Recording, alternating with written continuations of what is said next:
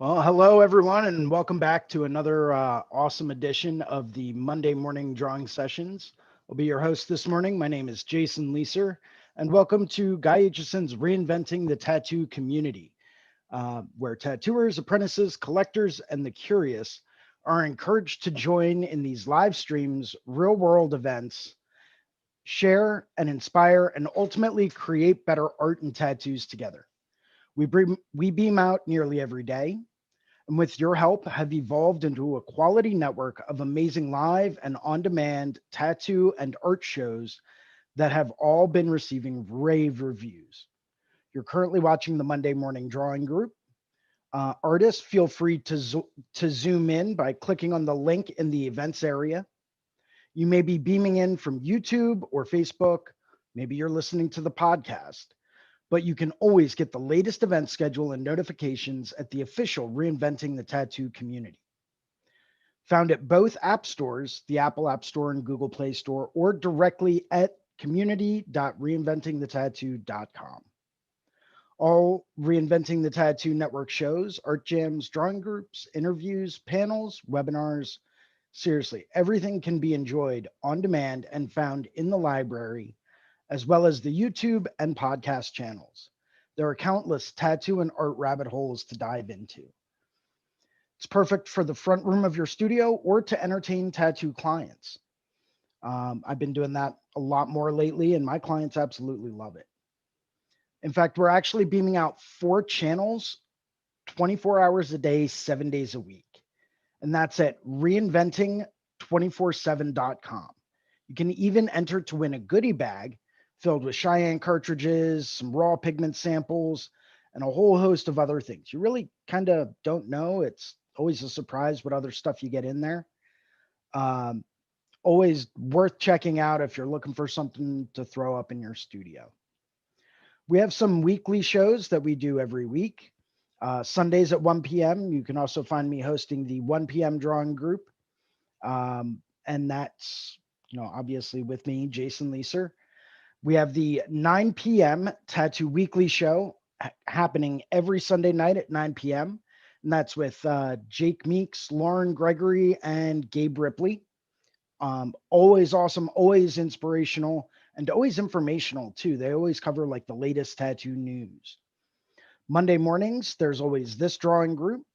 And then at 9 p.m. on Monday evenings, we always have the subscriber exclusive drawing group with Guy Aitchison himself. And that is strictly for people that subscribe to Reinventing the Tattoo. And at less than $1 a day, you really can't beat it. Tomorrow morning, Tuesday mornings at 10 a.m., we have Ricardo Sertivant, who hosts another drawing group, working on this week's homework assignments and, other really in-depth fundamentals of fine art. He's a very good friend of mine, and he's very, very knowledgeable. Wednesdays at 12 noon, we have the Tattoo Now show. That's always a great inspirational program. Thursdays at noon, we have the Tattoo Collecting Podcast, where tattoo collectors from all over will beam in or, join in to go through and discuss their story about their collection of tattoos. Thursday evenings at 7 p.m., we have another subscriber exclusive with Kira for your basic fundamental art skills. For anyone that's looking to sharpen their fundamental skills, that's where I would highly recommend you tune into. I mean, we start at the very base fundamentals there: how to shade a sphere, how to shade a cube, how to draw filigree, things of that nature. And it just helps you get back to your roots of art. We have several real world events coming up. October 3rd through 6th, 2021, we'll be at the Paradise BYOB. We'll be doing some live webcasts of shows in person. We'll be doing, people can join in virtually and tune into whatever seminars they would like. It's for all levels and apprentices as well. It's turning out to be an absolutely incredible lineup. November 12th through 14th, we have the Brussels Tattoo Convention with Nick Baxter and Ivana. Gabe is also going to be there doing some seminars. We'll have some art jams, some subscriber exclusive meetups, and some general meetups and webcasts as well. February 5th through 6th of 2022, Reinventing the Tattoo live from Red Tree and True Tubes in Columbus, Ohio. There's going to be art jams and seminars. There's going to be more information about that on the way, so please stay tuned. July 8th through 10th, we have the Rock River Tattoo Art Expo with a whole bunch of Reinventing the Tattoo artists. It's going to be at an amazing venue this year. Seriously, it's absolutely beautiful. July 29th through 31st of 2022, we have the Rubber City Tattoo Invitational in Akron, Ohio, hosted by Tony Urbanek, the world famous machine builder, and that is not going to be a show that you want to miss. And it's official. The official dates of the 2022 Paradise Tattoo Gathering is going to be October 20th through the 23rd. Mark your calendars now. We have some upcoming pro development and on-demand seminars coming up as well. All of these can be found in the Reinventing the Tattoo courses. And we've got Reinventing the Tattoo business courses. Andre Malcolm did a whole course on drawing a koi fish half sleeve. BJ Betts has a 3-hour lettering seminar. And Bob Tyrell even has an 11-hour black and gray seminar. Definitely worth it. And you can find all of those at courses.reinventingthetattoo.com. Wanted to say a special thank you to some of our supporters and some of our sponsors. And so first and foremost is worldtattooevents.com. Thank you, thank you, thank you. I've been turning to this website for years as a source of, hey, what shows are coming up that maybe I should look into? You know, maybe I want to travel to Rome and I want to know when the Rome Tattoo Show is. Well, you can go straight to that website and you can pull up a listing that gets updated all the time, and it will provide you with a live, up-to-date list of what tattoo conventions are going on, where, and when. It'll also provide you with a direct link to that show's website or Instagram page or Facebook page or whatever. Would also like to thank Inkjet Stencils. Thank you very much. If you're really trying to bring your tattoo stencil game up to another level, say you want to know how these guys are being able to print out photorealistic portraits as a stencil, this is how they're doing it. I've used them myself. They're absolutely incredible. You've got to check them out. Next up, we have raw pigments. I've been switching over and using a lot more raw pigments lately. Absolutely incredible. It's like the next evolution of tattoo pigment. These are straight from the source. They're organic, vegan friendly, not made with actual vegans.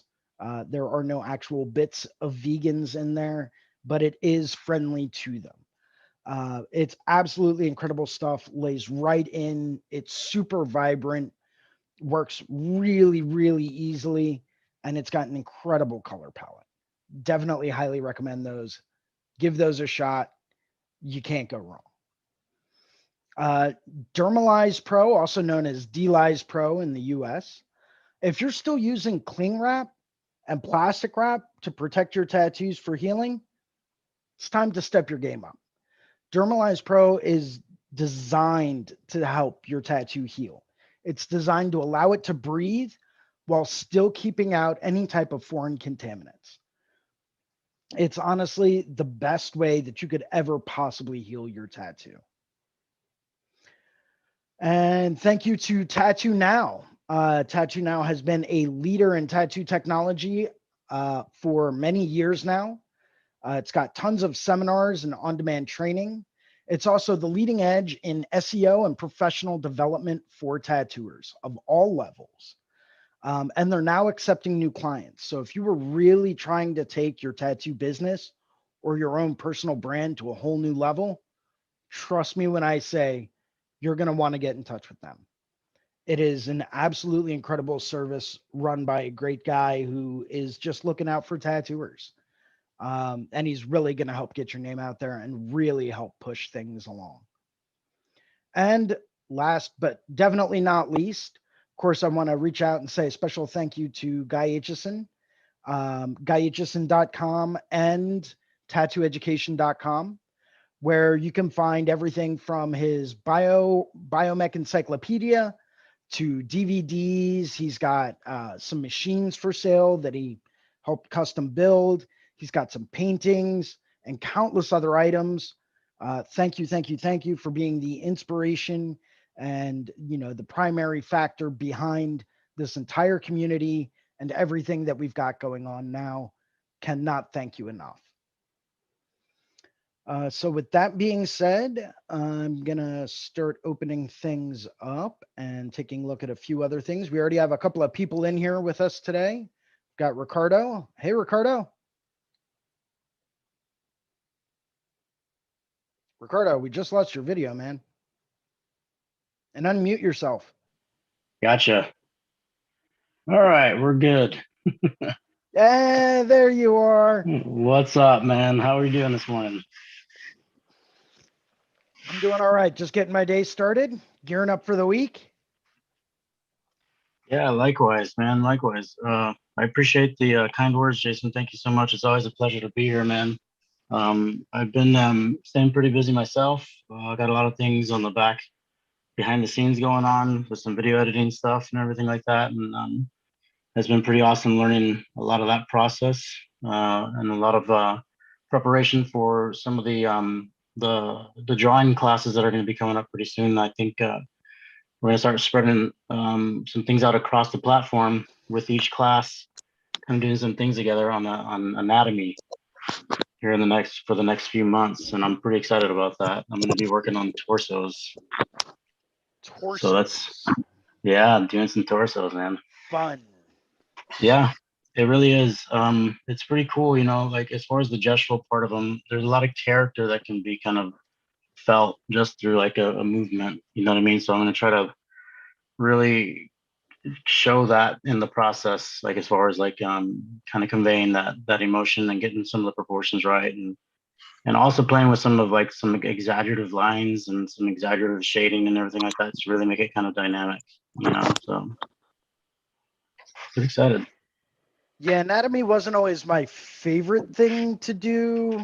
I'm really not gonna lie. I have literally been avoiding anatomy and faces, portraiture, that kind of stuff for a few years. Yeah. Not that I won't do it, but it's not my favorite thing to do. And I Hmm. know part of it's because I've always struggled with it. So I know Hmm. that this coming week, I'm really going to have to go through and push myself to do better. And I'm really going to have to stay on top of things and really work my butt off. Not that I'm not anyway, but it's like, okay, well, do I want to take the time to sketch and draw and work on this, or do I want to actually like start pumping out some paintings, getting some more actual artwork out there, and working on my technique a little bit more? So for Right. me, it's always been a battle, right? If that makes sense. Yeah. No, it makes complete sense, man. I think you and I have always talked about this too. It's like what I found to work the best is things that kind of are daunting to you or seem like overwhelming. It's always good to kind of attack it in increments. You know what I mean? Like smaller bits at a time instead of trying to take all of it on at once. Maybe just sit down for about 15 minutes and just kind of play around with some of the fundamentals that I'll be showing, like as far as simple shapes and turning those simple shapes into form. Just using that application first and combining the simple steps first, and then start going from there. You know, um, our the best knowledge of ourself comes from that adversity. You know, It so does. I think it's You're good absolutely to right. yeah, and I think it's good to like what you said, man. You to admit that you've avoided it and to admit like why you've avoided it, but then use that as the application and when you're trying to just take those little small steps and just go from there, man. And it starts like a fire, it's like a little kindling that starts this flame, dude. It's awesome. So Yeah, it'll be it's fun. definitely It'll be fun. something. It's something that I'm interested to get into, and it's something that I'm interested to work on. And I know I'm going to be struggling with a lot of parts of it. So like Hmm. I've even started prepping for the upcoming anatomy portion, Hmm. and going through and watching a lot of YouTube videos and revisiting a lot of my anatomy drawing books. And I've got like a small little section in my library strictly dedicated to, anatomy for artists and drawing comic book characters and drawing the head, drawing the face, and I've got a ton more books that I've been, basically putting on the back burner for a little while, where, Yeah.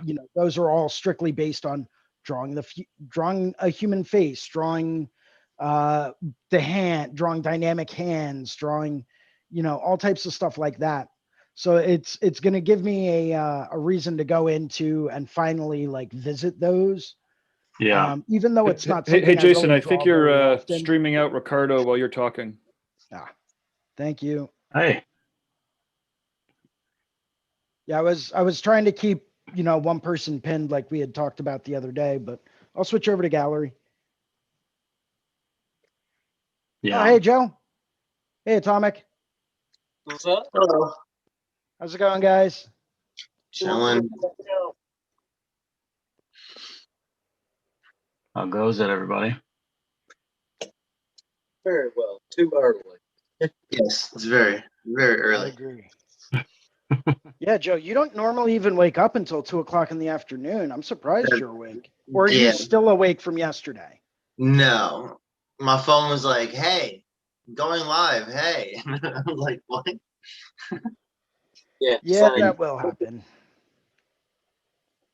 You know what? That's hilarious, Joe, that you say that, man. I have a handful of people on my phone that no matter what, I silence my phone, like they'll come through as a notification. You know what I mean, like on a text or a call or something like that. But and the only other thing that I have that comes through is the RIT notifications too. Yeah, Jason, you're one of them for sure, dude. Dude, I've Yeah. texted you at 3 o'clock in the morning before when I know you have just gone to bed and you're like, yeah, dude, I'm up. What's up? Actually, yeah, I've been asleep for about 4 or 5 hours by that time. But I wake up for you, bro. I wake up for you, man, because it's You important and do. it's great You and I do. love I it. don't know And why. I would look at my phone and be like, oh, that guy, I'll get back because to most him of the later. time we're talking about like some, paintings and stuff like that, man, and like some drawings that we're working on that we're really stoked about. And like the coolest part for me is like that there's that same energy there, because I know I feel the same way. Sometimes I go to sleep thinking about it, wake up and start working on it again. Yeah. Yeah, well, yeah, that's the life of an artist, man. Yeah, for sure. You can't help it. You really can't. Yeah. Hey, Joe. Huh. Joe, are you on your phone? Can you Yeah. just turn it to the side so we can get more of like a landscape view? This way it's not like cropping everything off. There you go. There you go. Right on, dude. All right. Yeah. Well, hello there. Hello. Well, hello. Yeah. It's good Yeah, times. I think one of the things that's always one of the reasons why I've always been kind of adverse to working with anatomy. Part of it's because I get so caught up in detail and Yeah. learning to work very broad to specific, like you've discussed in some of your drawing groups, is really, really helpful. It's Oh, yeah. something I'm still getting used to, and it's something that I'm still working on. But just like everything else, it's always about constant improvement, right? You always Right. want to constantly be working on something to improve something, whether it's one Exactly. aspect of this or one aspect of that, or maybe I need to work on my finger waves some more. Okay, finger waves are pretty good, but now my anatomy is slacking. All right, let me dive into anatomy. Well, okay, now my anatomy is going all right. Now let me get back into my flowers because I need to keep working on my flowers and keep those up to date. Maybe I got tasked with, drawing a new type of flower I've never drawn. So let me go through and try to work on that. So there's always something we need to have that we're working on to improve ourselves artistically. Agreed. Whether it's, workflow or process or, knowledge base. Maybe it's composition. Maybe I really need to start looking into that and how to really compose pieces for a really dynamic or dramatic effect. Maybe I Right. need to work on contrast a bit more, right? And just really being able to separate out those values and keeping certain values within a tighter margin, or maybe keeping them a little bit more broad, a little bit less specific, or maybe concentrating more value into one area to help bring emphasis to that. But there's always something to work on, right? Yeah, I couldn't agree more. And I don't know what you guys think, Atomic and Joe, that, you know, for what I feel is what you're saying is practice, practice, practice, and practice on all forms, all styles, and all, like, you know, we definitely have our general interests as far as like the style that we want to do. But I think it's good to practice flowers. I think it's good to practice like finger waves and everything, like you said, lettering, font, all of it. It all kind of lends to itself. You know what I mean? And then when you're able to sit down and just start drawing because you've practiced so many different things, it kind of like just melds together at some point. You know what I mean? It's like this light switch just clicks off and all those fundamentals kind of merge, and it's easier for you to sit down and draw what it is you do want to see from your vision, from your imagination. You know what I mean? I like to try to call it like, I've been trying to combine those two words. So if you guys can help me out, that'd be great. Like imagination, or something like that, you know? Vigimation, I don't know. You know what I mean? Something. Yeah. I don't know. Are you reading my mind, Ricardo? Because Yeah, that was my exactly, thought right. initially. I'm like, Yeah, exactly. Yeah. Well, I might as well just put it out there, but then let's move on. So like, but like, no, it's yeah, you know, I mean, but that's what it is. It's like your vision comes across, but that starts from our imagination. You know what I mean? And then to be able to like have some fundamentals for it to be able to accomplish that, it's like the key. So I don't know how you guys feel about it. Maybe you guys can share some insight on that. Especially with the anatomy, I definitely understand it.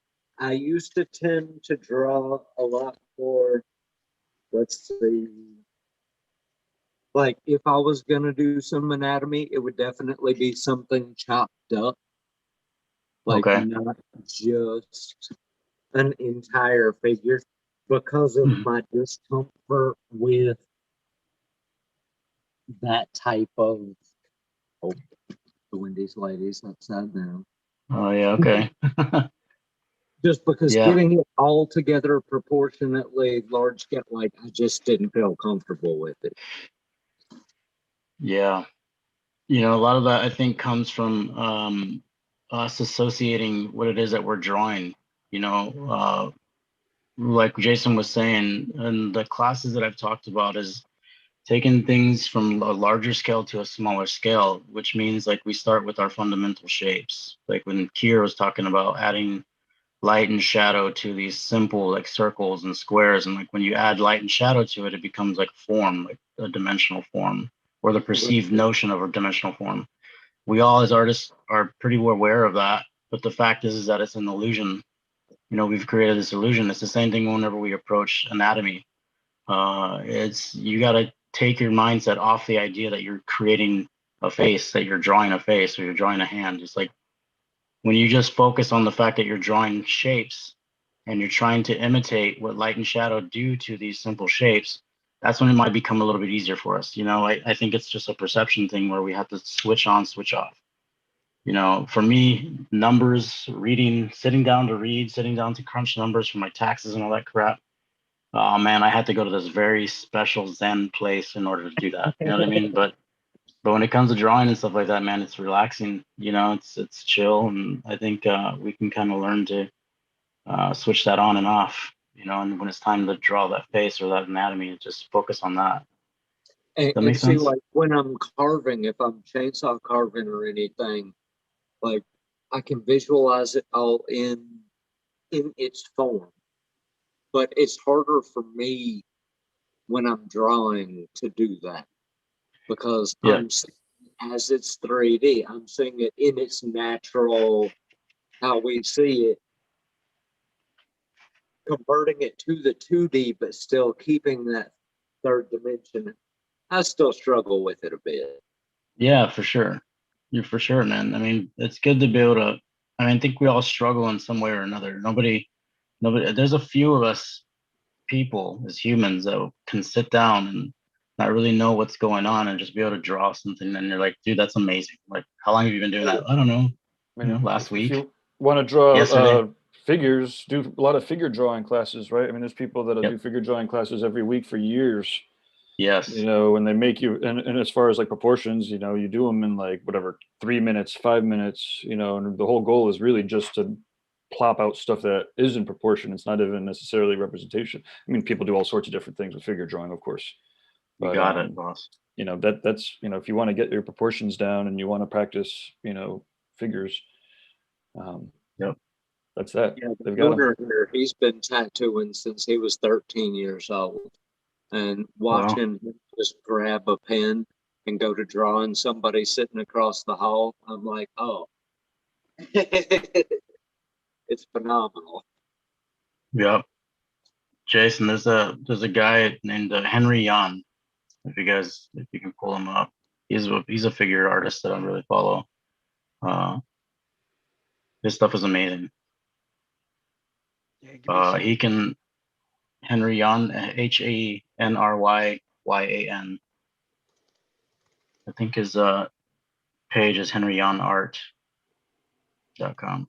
Okay, Henry. I believe so. Looks like that's where he sells his stuff, but he's got some of his artwork up there too. But he talks about what Gabe just said too. This practice of the figure. It's sitting down. If you guys are, can get your hands on a place where you can go and draw like live models and stuff like that, that's always helpful too. Yeah, I grabbed those from Fireside years ago, the little pack of, I guess, gesture people to just have a base for, and they helped a lot. Yeah. Yeah, those are good for suggestive shapes. The simplest form in these like dynamic figures. Yeah, look at the lighting on that, man. It's incredible. Right. Yeah, that's I phenomenal. love his use of warms and cools. Yeah. Yeah. It's amazing. That style of that body is great, and then just the application of his paint is awesome. I haven't seen his paintings, to be honest. This is the first time I'm seeing them myself, and that's incredible. I love it. I love how chunky all that texture in the painting Yeah, is. it's all just very vague, very basic shapes, but he's got a Yeah. very nice like impasto style with certain aspects of it. You can see the real nice tightly rendered brush strokes here, and then these very, very large vague gradients. Mm-hmm. And down here it looks like he was just using a rather large or flat brush. Yep. Just to almost create like a texture contrast. Yeah. Yeah, it's really cool to watch people like artists like this use the palette knife and stuff like that too, because sometimes that's what a lot of that is as well. Yeah. Yeah, a lot of it's blocking in with a palette knife. Yeah, which is cool because that's exactly what I'm talking about with the shape and form of the human body, and like in anything we do, like when I was doing the skulls and stuff like that too, like those strokes and that paint mark can kind of be implemented into that concept that I'm talking about with going from a larger shape to the relative space that it sits in, and how it makes the form of a recognizable image. In this case, the body, the figure.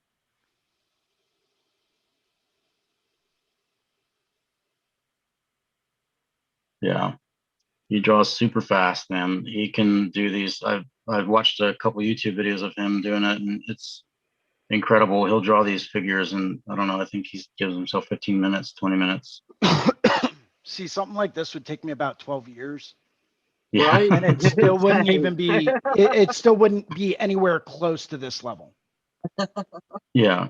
Well, the Same cool here. part is, I agree with you, man. I know exactly what you mean. I think sometimes we get caught up, like you were saying, though, Jason, in so much of the detail. Like if you look at those shapes you're looking at right now, like everything is so suggestive.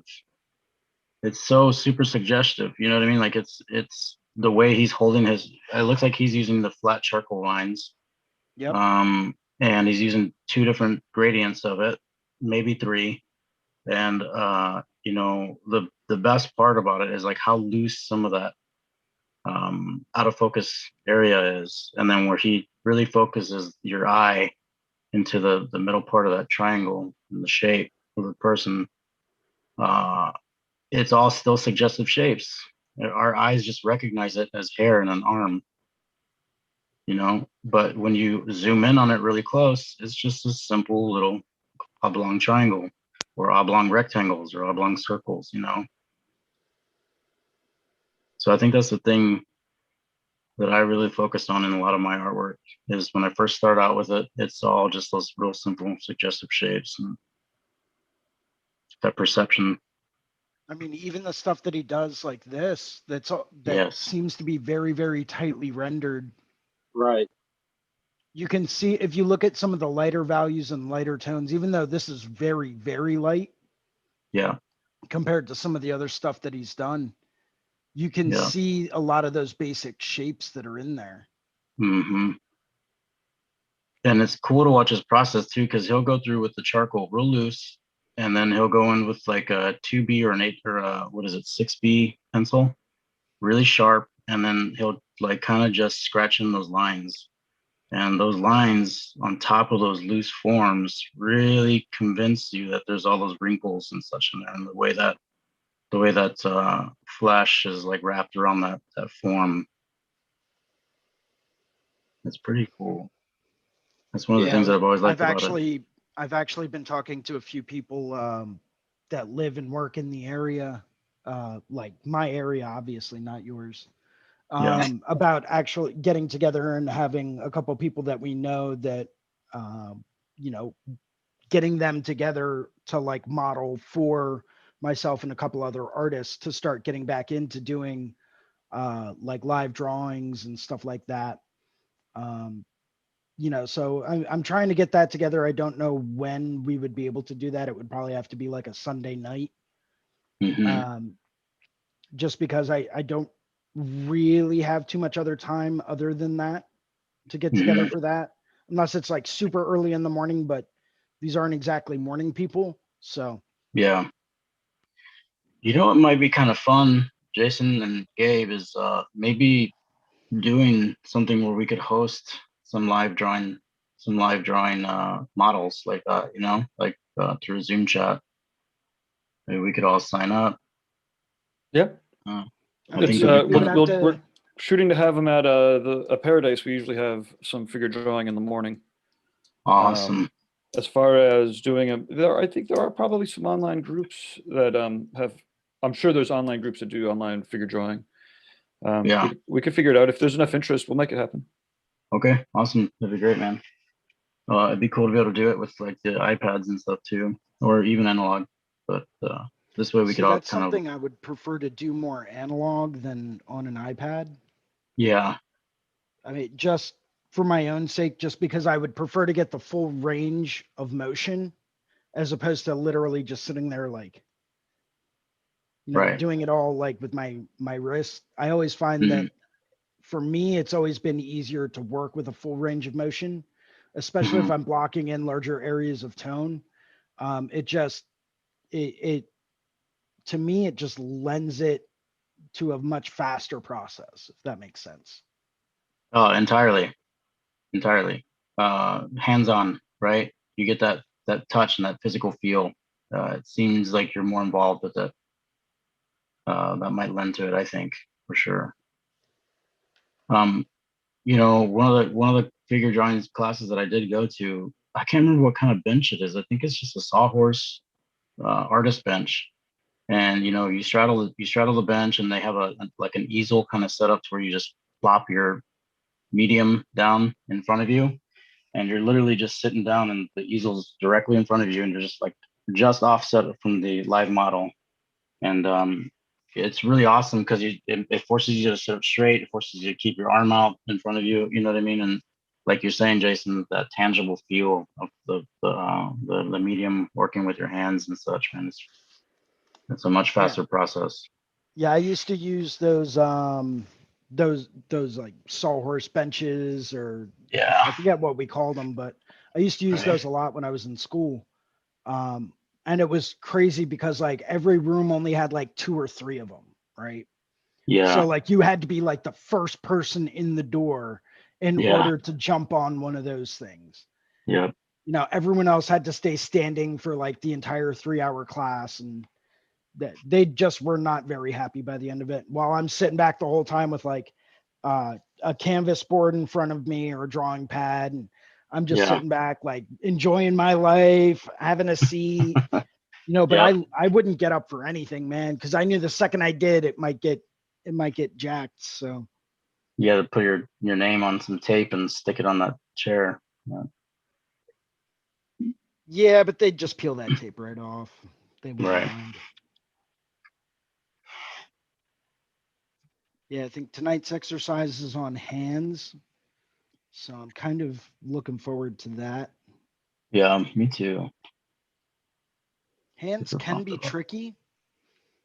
Mm-hmm. I always go for more of like the illustrator's guide to hands, so I'm just blocking in like ovals, wireframes,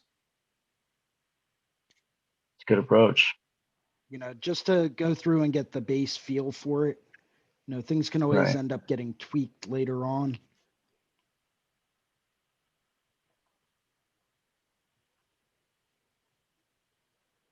I've actually been debating on whether or not I want to go out and get one of those like little posable mannequins, Mm-hmm. just to keep on hand just for whatever purpose or whatever. Yeah, They're I saw definitely. one online the other day that had all kinds of like little different attachable hands and things with it that looked pretty interesting. Huh, that is interesting.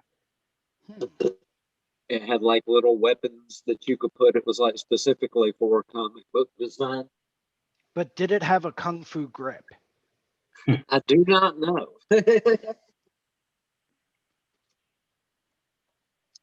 Man, Probably I have to haven't be had. the specific G.I. Joe version. Yeah, that's what I was gonna say. Like I remember, I've seen man. I'll be honest with you. Todd McFarlane used to come out with these toys, as Spawn toys and stuff like that, and they're really articulate.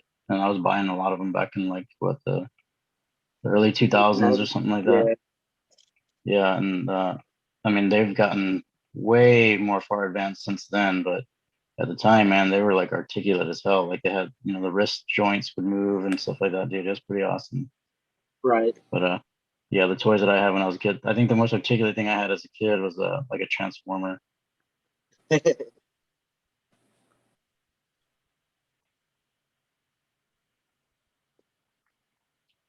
yeah. Yeah, I've also been so I've been doing a lot of homework on just like improving drawing and quick ways to do it for like more analytical people.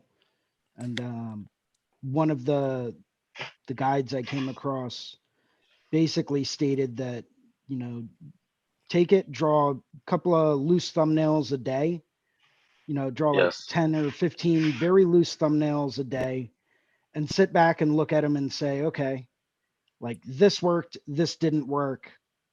This worked, this didn't work.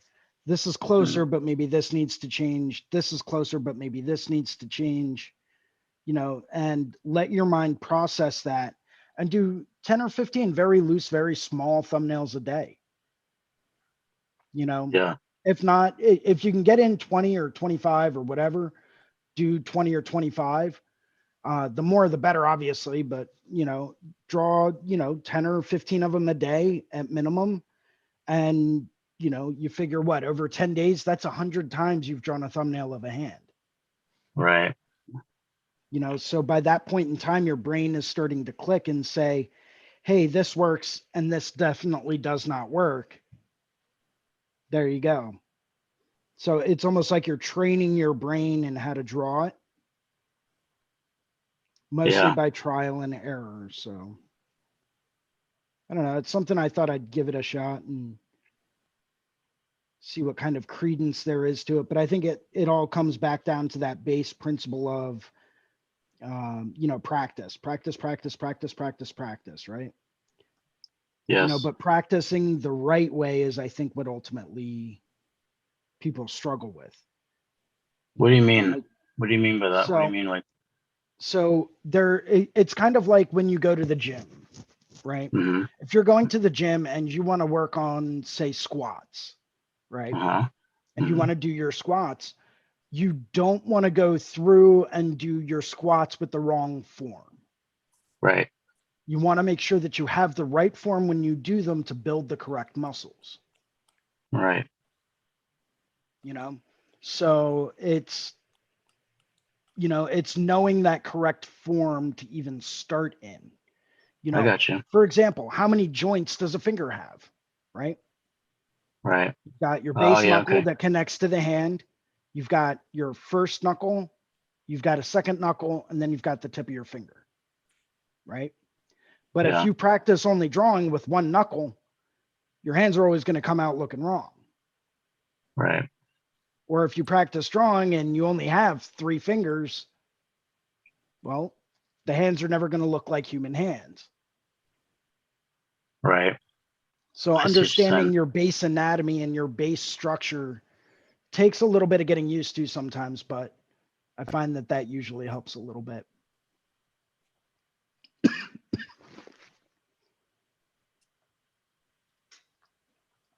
Hey, is it Melissa? Yeah, Oh, it's not Melissa gone. joined us, and so did Faith. Hey, Faith. Hey, Melissa. Hey, Morning. morning. Trying to figure out how to draw a dragon. Oh, yeah. Mm, First dragon. What you style? like it, dragons. What style of dragons are you going with? It's a black and gray. It's like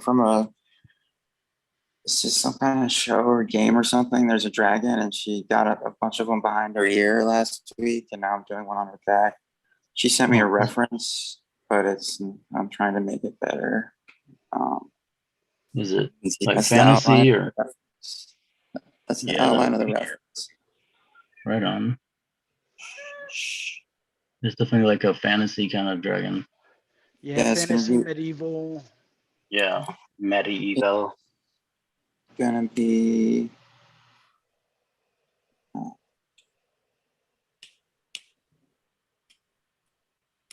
that's the reference she gave me. She wants it like kind of small in the center of her back. Oh, okay. So I'm just trying to figure out how to like redraw it and make it unique. But she just kind of wants it flying out, and then this is I don't know who it is, but that's from some kind of game. She wants it to look like that. Blocky. Is that what it is? It looks like it. I mean, I don't know I don't know the dragon's name. I'm just looking at the face, like the structure of it. It's very blocky. The other one's Oh, blocky. Yeah. yeah, But yeah. she said she doesn't like the blocky nose. She just wants a red belly and those horns on the back of the head. Oh, okay. That's Yeah, I what was I'm having a trying hard to. time. Well, how Gotcha. big is she trying to go with it? Yeah, Not that's a good question. not huge. I can show you. She Because I think said that's ultimately going to determine, you know, obviously the amount of detail and the level of detail in it. And she wants it. It's not going to be that big. Can you see her back right there? okay, And so she about yay big. wants it to kind of be flying up like that. Okay, I guess to there. Like it's not going to be huge, and then she wants the tail wrapping around.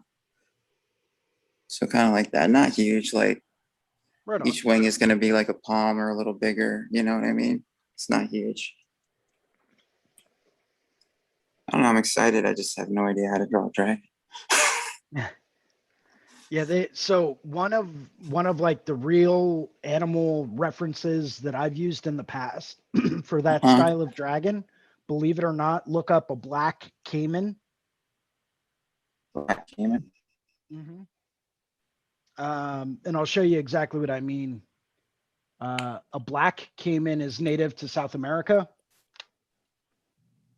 And I swear they are like the head of them is like nature's dragon.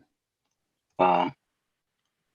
Is this a crocodile Basically, yeah. or like a? How is that a dragon? I know nothing about dragons, but that looks like I don't know. I've never drawn There's reptile. I guess I kind of see it. Just the structure of the head, you mean? Exactly. Obviously, you can take it and you can, Oh you yeah, I know, see what morph you it, mean. mute it, and Yeah. You know, another thing that I found that works really well is doing stuff like the reptile, and then using a horse as a reference, A or horse. like or camel. or Camels were camel. used for many, many years when drawing Yeah, Japanese dragons. Really? yeah, Yep. yeah. The long necks, Well, camel long heads necks. specifically. Camel has like the pretty much the bust of it, like from the shoulders up. Yeah. That.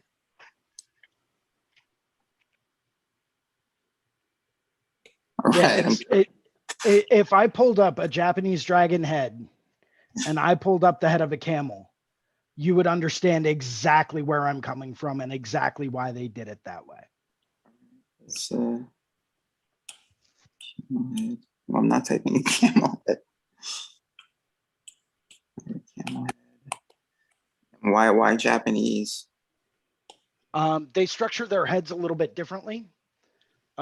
Japanese dragons don't typically have wings. If they do, they usually have feathers. Okay.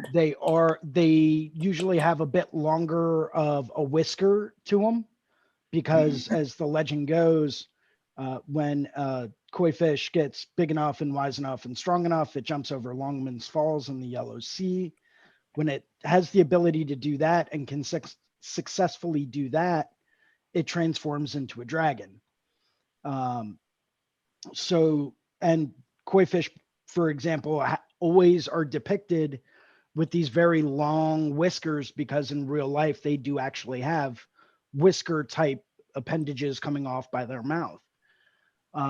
So you have to translate that into the dragon. So the dragon's whiskers end up getting super long and flowy.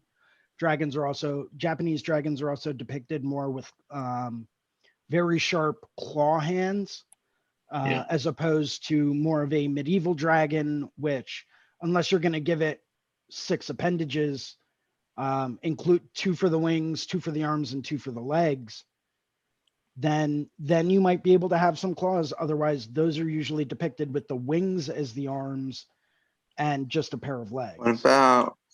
What about like most of the drawing is going to be the wings, or like most like that's the part that's like featured, I guess you could say. I mean, I would look up bat wings. Bat wings. Bat Yeah. wings, leathery wings. Yep. Absolutely. Is like the head and everything is pretty tiny, but the wing. Yeah, It's all about the wingspan. I Yeah, think. those are definitely leathery type bat wings. Bat yeah. wings. Okay. That's the one thing about the fantasy dragons is that there's always the bodies always end up smaller unless you do some like what is it, forced feet, like the Foreshortening? foreshortening kind of image. Yeah. Forced perspective. I'm sorry. Yeah. Is what I was looking for. Forced perspective. And and then when you do the whole body in proportions, yeah, the body's always way smaller because the wingspan is so huge. So that's kind of one of those things. So I think I'd definitely focus on the wings and that silhouette, that silhouetted outline. Make sure that it looks pretty interesting.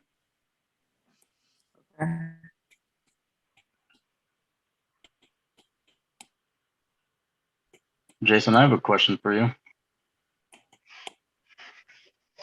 I'm working on tonight's homework, and it was suggested to me by a guy that I take the opacity down on this background image, and I'm having a hard time figuring out how to just make just that the opaque part of the image, So I wonder if you could take a look at this. Let me spotlight you and make you super big. Yeah. Okay. That right there. Does that look opaque enough, or do you think I need to drop it down a little bit more? I would drop it down a bit more. Yeah. Make it a bit more translucent. Okay. And then, right now, like immediately my eye is going straight to those mountains and it's not focusing on the foreground at all. Right. Or just mute the hell out of it. You could mute it down. You could make it more translucent. You could do any number of different things. I wouldn't make it quite as warm. Right. Yeah. Okay.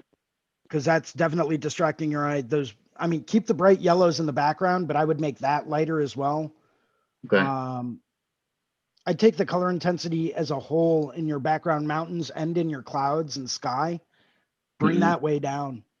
Okay. Because it's really super distracting right now. No, do you think Especially I if you should want just? your emphasis, or what you can do is really, really bold out the color on those cactuses. Yeah, yeah, that's true. Yeah. Okay. Right brighten now up you've a got lot. that, all those reds and yellows in the background. That's immediately where my eye is traveling to. Right. Yeah, And you yeah, want, if you want the emphasis to be on the cactus, then that's where Yeah. you would want your eye to go. okay. I definitely want it on the cactus, definitely, because he wants that, that foreground can show through.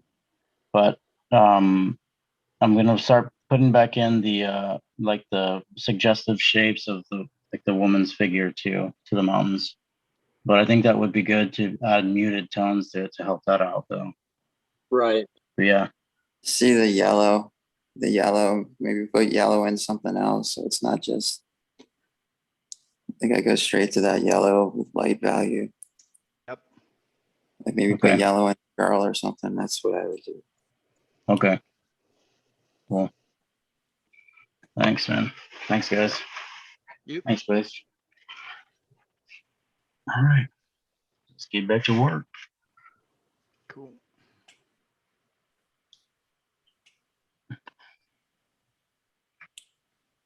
Melissa, you still working on that?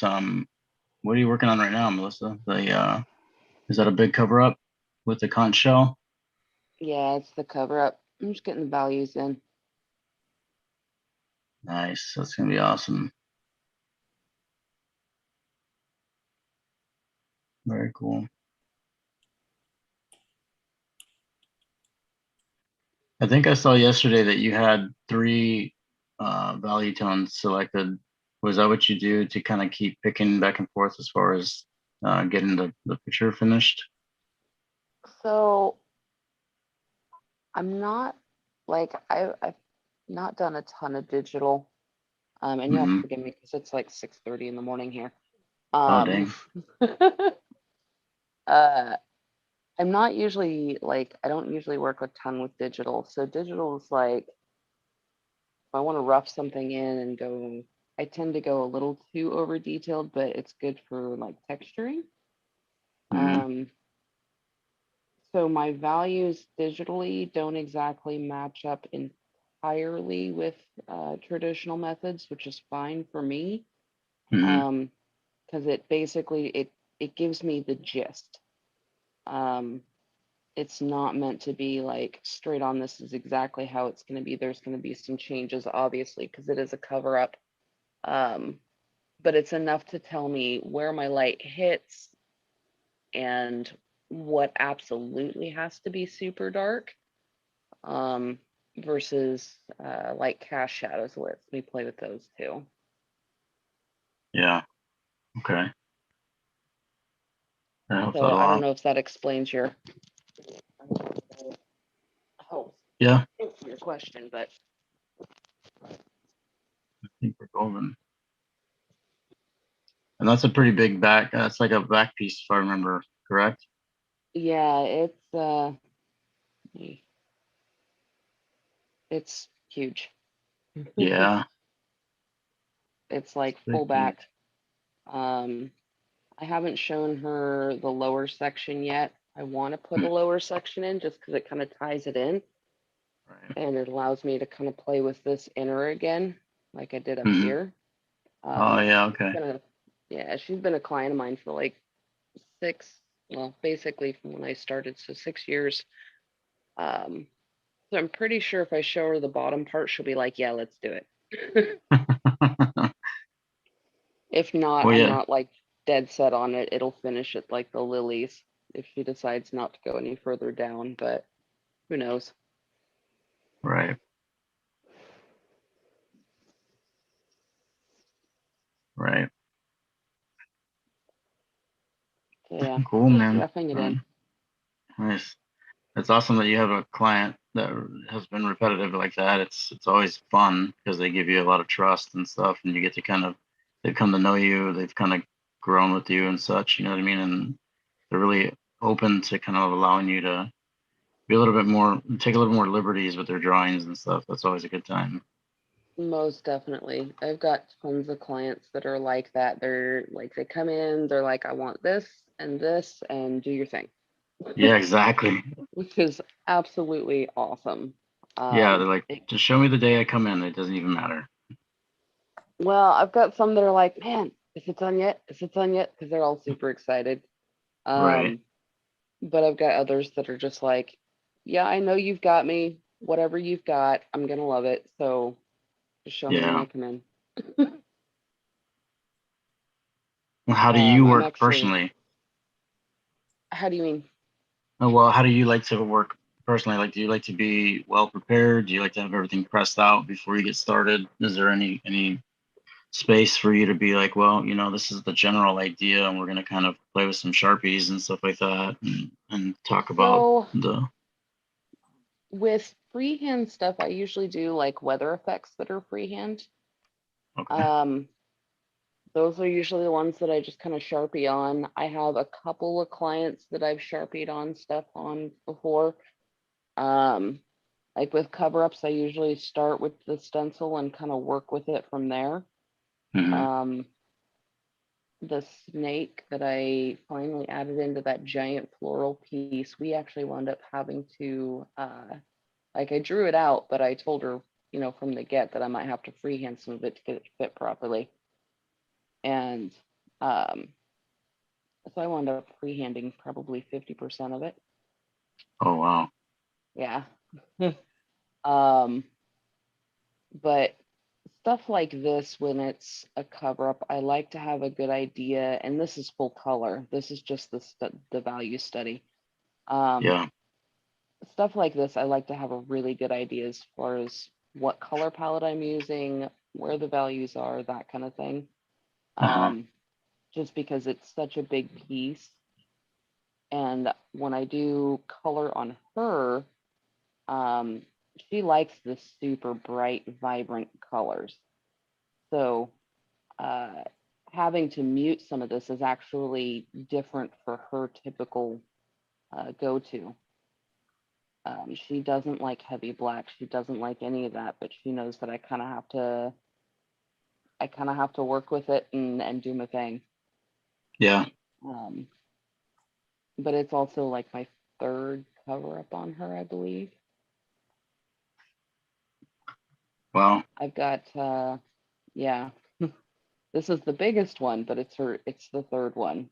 I've got another back piece cover up that I'm working on as well on another long-term client. And he's just like, I like the biomech stuff. Do your thing, have fun with it. I've got a chest piece that's in the same kind of style.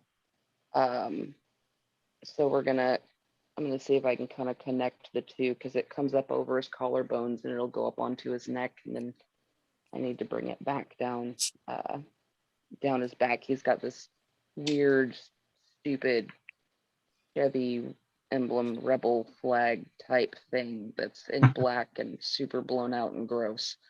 Yeah. That I get to cover. Yeah. Out with the old. Yeah, so this fall, so this one starts in late September. And then the other one, depending on how things are, either may start within about 2 weeks, and it may start in October. Okay. And I was playing with that one super long last night, and I'm not happy with it yet, so I'm setting it aside for a moment. Right. Well, good luck with that. It's looking great what you have there so far. That's awesome. Thank you. Yeah. Yeah, I didn't quite have the vision for it. I know you had posted something up in the forum, and you're asking for critique or opinions and stuff like that on it. Like, I definitely see where you're going with it now. It Yeah, looks great. it's basically, it was like that line work checkpoint. Yeah. So I roll through with all the line work, and that's usually, if it's a long-term client, I'll send the line work to them and say, hey, this is where I'm planning on going. There might be some adjustments. Right. But basically from that point forward, it's a pretty solid idea. Right. Like they know there's no changes from that point forward. So Right. usually when I'm looking at like changing something, I stop it right at that point. Okay.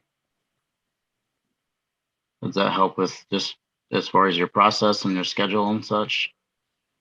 Schedule, yeah. Because I Yeah. mean, if I've got all this line work and I have to go and fix something and change something, I'm pretty traditional. So this, like, I know I can make changes digitally a Mhm. lot easier. But my process as far as like making changes has not changed at all. Yeah. I still stick it with this is your line work, this is your skeleton, yay or nay. Right. Right. Yeah. Yeah. I've run across a lot of different clients that, some of them want to see a complete drawing. They want me to send it to them like 2 or 3 weeks in advance. I'm like, man, I'm not going to do that. Like, you can come in and check it out, but I'm not going to send you the Most, picture. yeah, So, most of my long-term clients, they'll get a line drawing sent to them. If they're new to me and just like, yeah, no, you can come yeah. in and take a look at it. Right. Right. But this person, I've always done a full render on, because we've done a lot of cover up. So she's used to seeing line work, and then she's used to seeing either direct to color or direct to value study, and then she's good with it. Right. Awesome. But she knows if it's in line work stage, that's when she needs to make her changes to it or suggestions or whatever. Right.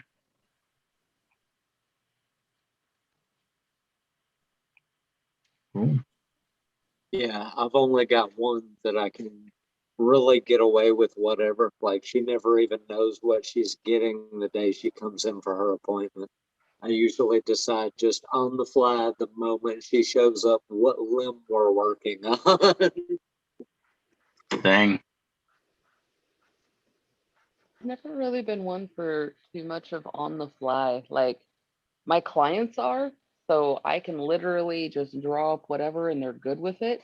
But I also have a lot of returning clients, which I'm blessed for. They're absolutely Right. amazing. Those are the ones You'll I tend to can do it with.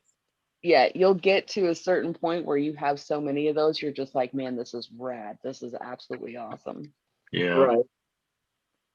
Well, so far, I've only been full time a year and a half now. So I'm really happy with the progress I've made. If it weren't for y'all, I would not be where I am. I know the feeling, bud. It's awesome having those 100%. kind of clients when you start out, though, because those are the people that are like your ride and die clients. Right, Right. right.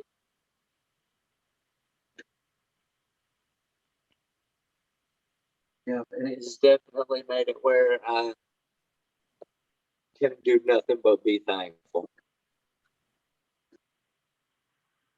Yeah, I'm sure. thankful every day just for being able to do this for a living. Right. Like I woke up this morning, I get to do this. Right?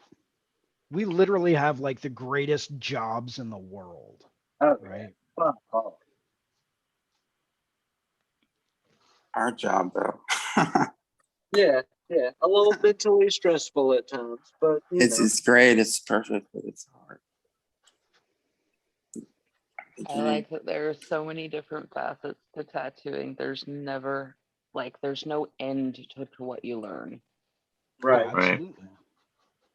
I think that's what really drew me to it was, there were other things that I could pick up and I could do really fast and I was just good at them off the bat. And then with tattooing, it wasn't like that. Like I really had to put way more time into it. And I needed something I could focus on like that. I have someone that wants a surprise tattoo. Like they want me to do the whole tattoo with no input, not even like an item or anything, and they don't even want to see it until it's like done on their body. Awesome. Those drive me crazy though. I don't know what the hell to do. Yeah, I like to get some kind of a little idea, like, or if I don't know the person at all, at least. Yeah, Like, that's I've yeah, I've never okay. even met this person. Oh, I've got to Well, go Well, grab I the think phone. I think the question ends up coming down to, do they know what kind of stuff you like to do? Right?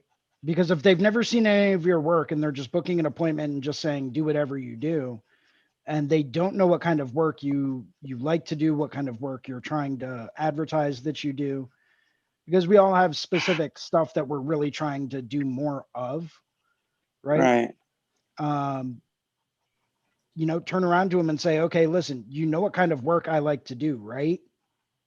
Right? right. No, it's like, okay, well, then if that's what you like and you're giving me carte blanche, it's like, it's probably going to end up being something along those lines. Yeah, Yeah. that's happened to me several times, Jason. That you mentioned that, like, people will come in like, I just want you to do something that you dig. I'm like, well, man, you're gonna get a skull and a bird and a flower, or some kind of morphing of all those three elements. And it's going to be a mutant of some kind. It's probably going to have like 6 heads and like 4 Yeah. eyes on each head. Right. Yeah, exactly. And they're like, well, okay, because I was thinking about something else. Yeah, exactly. It's like, well, then let's sit down and discuss it, because you really don't want to give me carte blanche. Yeah. I just go, really, really, really, really? Okay, here's what I'm gonna do. Right. First thing I said to her was, I'm an erotic artist, right? There you go. There you go. It's like, I don't know. I mean, if they're down to get some kind of like a shibari tattoo, go for it, right? That's Right. what I mean. Because That's what I'm that like, stuff's Yeah. awesome, right? Yeah, But when you show definitely. that to certain people, they're like, oh, yeah, but put it on her body before she even sees it. It's like, Right. I think, yeah. stuff like that. But that's what I would do Right. if I could do anything. I think I would Can definitely y'all go for hear that. that in the audio? Are the airplanes from the Air Force Base across the street disturbing anybody? Not that I'm aware of. Okay, Yeah, I yes, don't hear I'm deeply offended. Sometimes You it'll need shake to go our outside building. and tell them to quiet down. I love it. I love it to death. Yeah. Yeah, if somebody came in and had no idea as to what I like to do, they would end up with something like this. Oh, Yeah, yeah. exactly. Right? Whether they like it or not, they'd be stuck. Right. No, I always like But to then ask again, people, like, with hey, a little, give me a direction. Give me a direction, a style, or a subject matter. I'll take right, off running. But without Yeah. that, because we can go totally different.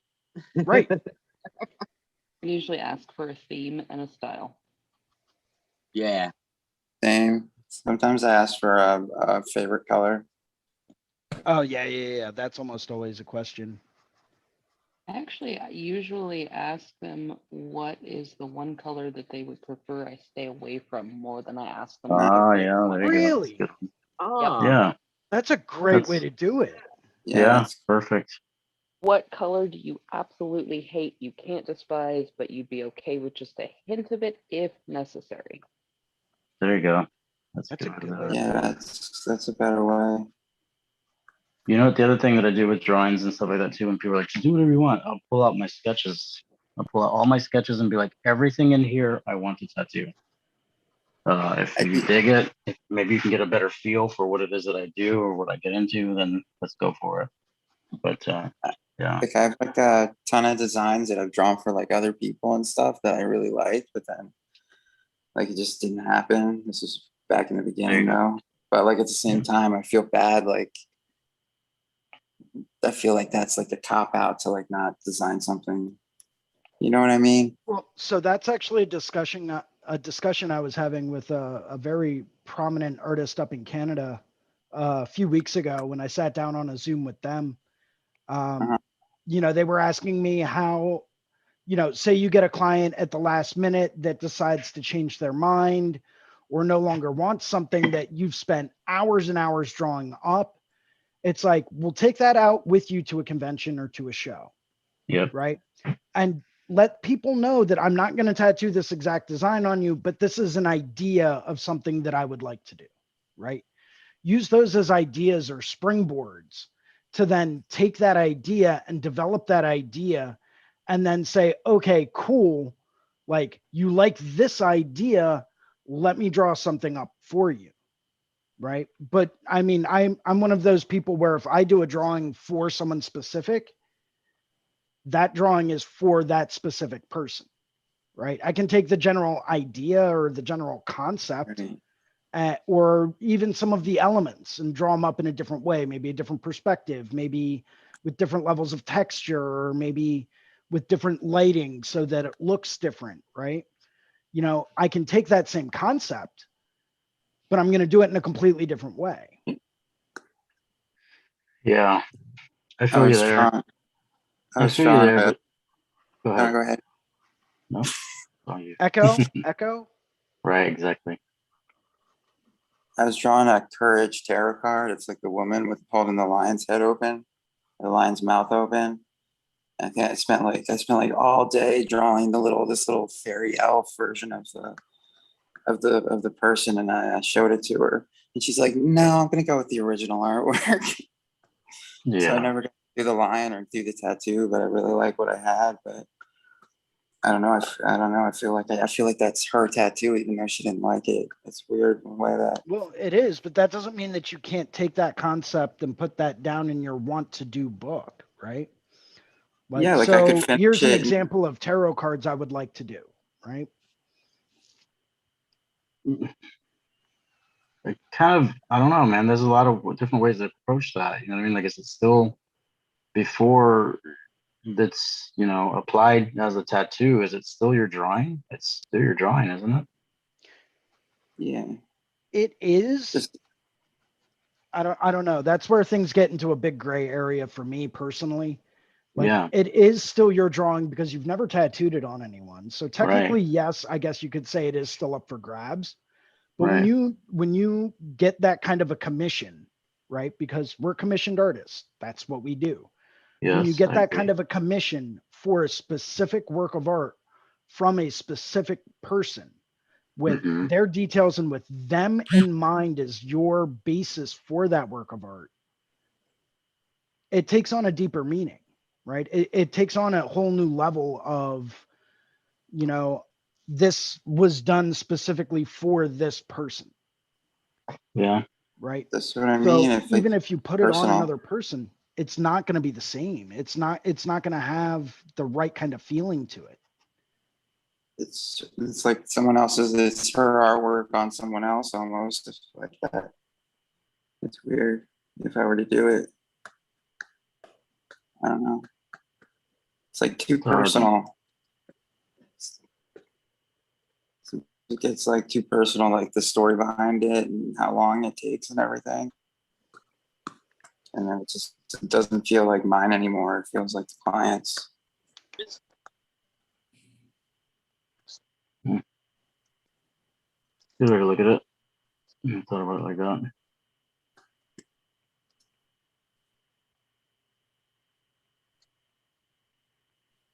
Yeah, kind of switch modes here. I'm working a little bit more analog now. That looks, man, those waves look great. I I'm like just the locking in a little bit of value with them. This is all I going to like end your up getting covered when I start painting it, but mm-hmm. Very cool. How big is it overall? That painting, that canvas. 10 by 20. There you go. Yeah, so it's not big by any means. Something that, you know, if I work efficiently, I should be able to knock it out in like a week or so with the time available. But Oh, you you're know, trying to I have it try done for not anything in particular? I try not to put time limits on anything anymore, just because I Yeah. know myself and I know how busy I get, and it's like, well, my goal is to have it done this quickly, but we'll see if that actually happens. Get it done today. I push myself. Sometimes I don't sleep for like 2 days if I'm doing a big painting. Yeah, I know that feeling. Well, I'll stay up define all night. big. Like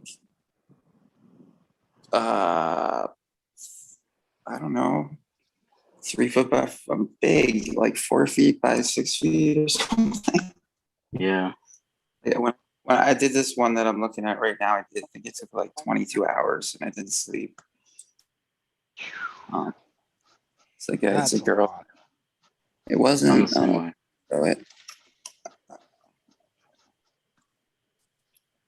But I just remember I just wanted to do, it was like this huge like pop art painting. I just wanted to get it done. And I didn't want to take breaks because that's what I do with little paintings. And it was my second big painting, so I didn't really know how to approach it. So it was just kind of like, let's get it done. But I got it done. But it was miserable by the end of it. And when I paint, like whatever painting I'm doing, it like completely ruins my life. It's hard to explain. Like I'm almost miserable sometimes while I'm doing it. That's a bummer. Huh? That's a bummer. I don't know. It's like I'm fighting with it, if that makes sense. Sometimes, like sometimes What it's part of like it? I can't get it to. I can't get what's in my head out onto the canvas almost, and I get frustrated. Then again, maybe if I'm painting for 22 hours, it explains it. Yep, you got to take breaks. Yeah. I mean, I take Remember, you breaks want and to everything. enjoy the art that you get to do for yourself, you know. If Yeah. it's a commission piece, that's a little bit of a different story, but generally speaking, like if it's something that I'm going to enjoy doing, that I'm doing for me to take a little mental break from whatever, if I don't take breaks, I end up, you know, absolutely hating it and hating myself and the way the direction it's going. And it's like, why am I even still working on this? I don't even know, but I just want to finish it and get it done because I don't like the way it's going. But if I take a couple Maybe of breaks every now and then, it makes the process so much more enjoyable. maybe ruin my life isn't the best. Maybe it's more like it consumes my life. There you go. Consuming your life is very different. No, that's what I'm like. I think since I actually kind of know about value and like things, color theory, I think it's a lot less frustrating. Like Good. this painting I've been doing the last couple have been more of a enjoyable, like playing with value and playing with color. And whereas before it was just fighting, trying to get something to work. How about that education? And see, I like the chaos. I'll hop back and forth between different projects and stuff and not go back to something until I feel inspired again on it. I have a hard time leaving and coming back for a long time. Yeah. Like I would, Yeah. like I don't like It doesn't staring at the really same. bother me. See, I I've lose a gotten lot used of to it. momentum. I do. If I've got that momentum going, man, I just need to keep with it and just keep chugging along. But like, if I lose momentum, it's done. I might as well just take it off the bars and, you know, scrap it. Like there's half-edged paintings floating around all over the place. Oh yeah, I got a pile of them. Just because I couldn't finish them, and I look at them, I'm like, that's a cool flower. Nah, I don't feel like it. And see, I do, but there's sometimes I'll go back like even years later at times and just be like, oh, I want to change this little something. And I can't help it. I have to. Yeah, I There's really wish I could get into doing that, but I just, for me, it's like when that whole inspiration, when that momentum is gone, it's gone, right? It's Yeah. like, yeah, I'll Well, look at I'll it just like do your another one waves. later on and, you know, make that one better, and that never happens. And Look at it like your waves. They may crash into the shore. They're never really gone. It's back out there somewhere. There you go. no, but they're not going to have the exact same momentum again. True, true. They may have better momentum this time. They might Boom. have more momentum, but those waves are not going to be the exact same molecules in the exact same place at the exact same time with the Right, exact right. same energy, right? this is a painting that took me 22 hours. I was trying to do it out of my head, basically. Oh, It's a little, cool. Nice. a little angsty, but I remember I was just fighting with trying to get the straight lines, and I kept doing it over and over and over again. Yeah, Is my it, what's the son. medium? It's acrylic. Okay. I think I used Liscutex Basics. I don't know. My mom gave me the canvas, and we both stared at it for like almost like months. It sat on my mom's thing, and then it sat on mine, and we thought it was cursed. And then finally, I just gessoed over it, powered through it. Now, Nice. Faith, do you prefer to really work on canvas, or have you done any like the directly on wood kind of painting? Directly on what? On wood, like wooden surfaces? I've never painted on wood. I bought a like a gallery wrap wooden thing. I was gonna drill holes in it and do like a shibari thing, and then put real rope through it after Yeah. it's done. But I never got into it. I was trying to do an art show earlier this year, but I went A back. I little went full time instead. guy a little while back did a little seminar with Nick Baxter, I believe it was, where they did a little wood painting, like on just panel stuff. That was a lot of fun. It'd probably be worth checking back out. I really enjoy painting directly on wood versus canvas myself. Yeah, I think it's a little bit of a stiffer surface to work on and can really lend to more expressive brush strokes. Oh, yeah, Right. I have one painting on wood. You know, I've I always feel like struggled with I can painting be a on lot wood more just because deliberate. you can, as long as the wood is treated correctly before you start, you know, you can really Oh, do yeah, some nice Yeah. stuff with it. Yeah. Well, that's yeah. awesome. That looks Very nice. killer. So what would you say the difference, Faith, is between that one and the other one that took you so long that you were getting really, that was cursed and you're upset about? I don't know. I Did- think I don't know if it was the size that got to me, or if it was that it was one of my first like all that geometric kind of pop arty thing, Mhm. and I didn't really know. Like I didn't even know that red and blue were primary colors. I was just picked red and blue. Nothing's muted. Nothing's saturated. It was like I think that's what would frustrate me is that I had no skill set at all. It was just I don't know. So you're saying it's like an experience kind of thing then. That might have been it. I think it's education, like just like general art theory, like stuff that a lot of people either don't know or just don't think to tell you because it's so basic. Like the Mhm. color wheel's a circle. Like if you start at yellow and leave towards blue, you'll come back to yellow eventually. Like I knew it was a circle, but I didn't think of it like that. Or, you know, like I didn't. If you mix primaries, you get secondaries, and you get tertiaries. Like that makes sense. But until you actually sit down and like paint a color wheel or like actually see it and do it, it's just it doesn't click, at least for me.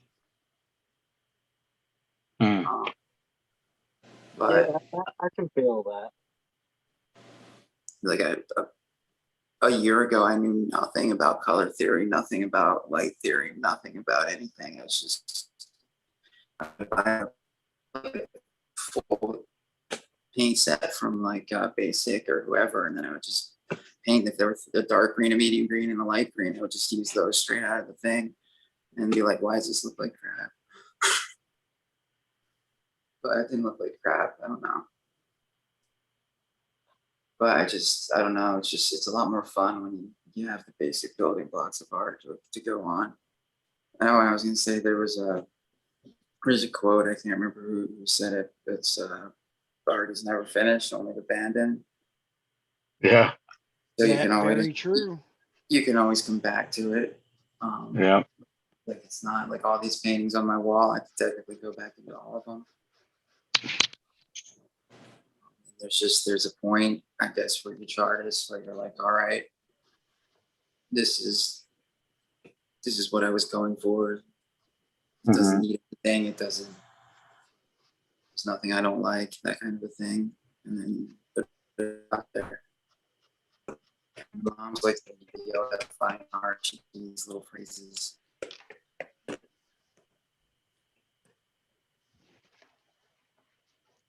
They carry me through though.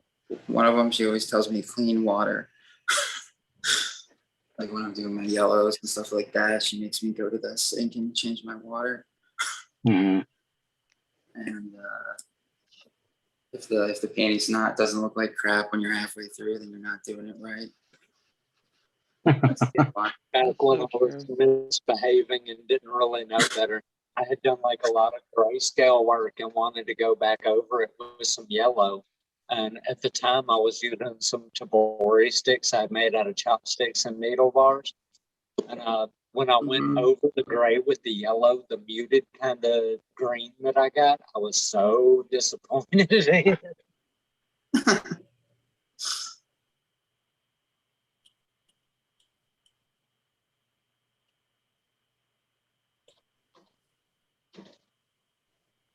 Well, But I mean, that's why my legs get black blasted. yeah. I've got another few minutes I can hang out, guys. Ricardo, I don't know what your schedule's like, but I'm I actually on the figure if you same page want- as you. Are you? Yeah, I got a 10 o'clock appointment that I'll have to start getting ready for here pretty soon. My time 10. Yeah, I was gonna say, it's You're like, you're a little late there, bud. Right? Yeah. Yeah, well, let's go ahead and we'll start doing some sign-offs. That should give you enough time to start prepping for everything. Yeah, for sure, man. So, I mean, Ricardo, let's Yeah. we'll start off with you. Let me go ahead and spotlight you. Right. Go ahead. All right. Yeah, my name is Ricardo Sertivant.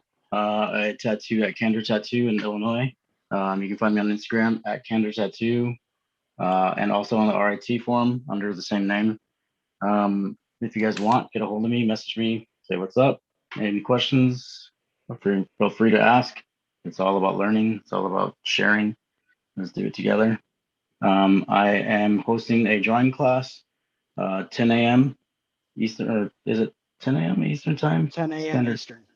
10 a.m. Eastern time, yeah. We're going to be focusing on anatomy. I'm going to be doing the torso, and I'm going to be showing some simple steps on how to kind of get that process rolling and start showing also some steps on how to get it like very gestural and get some emotion behind it too. So we'll be covering some shading techniques, some proportion techniques, and just overall approaching it and getting the figure out of it. That's it. Cool. Awesome. And we'll go with Faith. You can find me at, is that backwards? Yeah, it's backwards. No, it's showing up right for us. It is? Okay. Yeah. All right, cool. Well, if you go to www.windcolor.com, you can get to my Instagram and you can get all my social links on there. And I wrote a book on color theory, and I'm putting up a free art education program, 6 modules. Check it out. That's it. Did I show you this watercolor I did?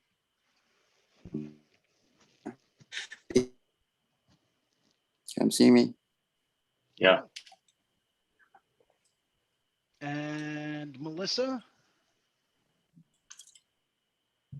Everyone, you can find me at Instagram, Mac_MOSSA. I'm a tattooer out of Dayton, Oregon. That's me. Sorry, it's super early still. I'm not one for words in the morning, so you know. Not a problem Coffee. at all. Just give me one more second and done. Cool. So let's do this, and thank you very much, everyone, for joining us today. As always, it's always a pleasure to have everyone on here. Thank you to Guy Aitchison and Gabe Ripley and Lauren. You guys rock. Without which none of this stuff would be going on. Make sure to check out Ricardo Sturdivant's drawing group tomorrow morning at 10 a.m. Eastern. It's always informational. I always look forward to it. And I'm most likely going to be tuning in again tomorrow morning. So if anyone ever has any questions, comments, or concerns, or if at any point in time anyone has any advice or input or anything like that, if there's anyone you would like to see us interview on this show, or Marcus, we'll take that under advisement. Or if there's ever any topics you guys would like to have discussed while on here. Oh, Atomic, man, I almost forgot to have you do yours. ain't no thing. Cool. Well, I'm going to switch off to you right now, so hold on. So of course, like I said, I like bouncing back and forth. So I started a little thumbnail sketch of a hand. And There you then go. when I went out to start, I started doodling with some pen again. My name's Aaron. Instagram, the Atomic Injections down there. You can get a hold of me. I work out of Ink Paradise. It's in Marietta, really close to Atlanta. Like literally, I'm 5 minutes from Atlanta.